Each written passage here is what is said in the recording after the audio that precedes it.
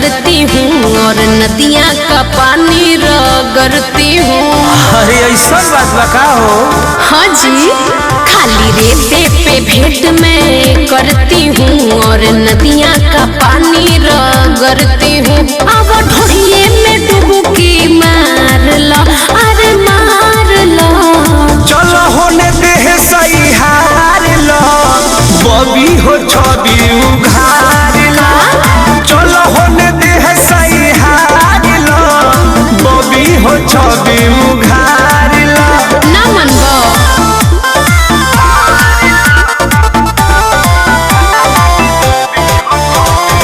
Music by Arya Sharma.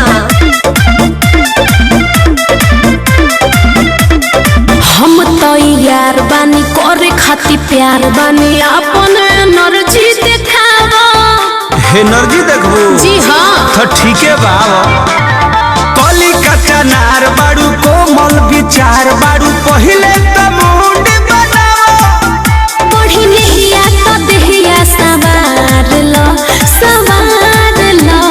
चलो होने देह सही हार लो, बबी हो छवि उघार लो। अच्छा?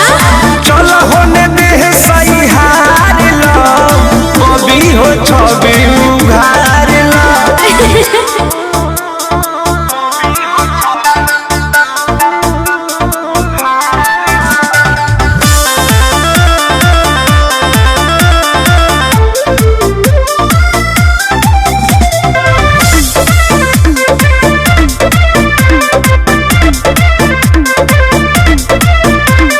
कृष्णा बेदर्दिया प्रमोद प्रेमी हे छेनी के करो नहीं यूज। अरे यूज करब तो लगू भागे, बुझलू।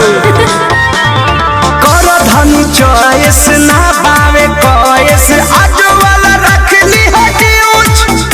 अब भीरी भीरी सटके लहार लो, लहार लो। चलो होने देह सही हार लो, बबी हो छवि उघार लो। चलो होने देह सही हार लो, बबी हो छवि उघार लो।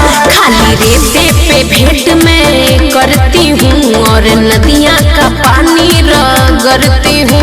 अब ढोहिए में डुबकी मार लो, अरे मार लो। चलो होने देह सही हार लो, बबी हो छवि उघार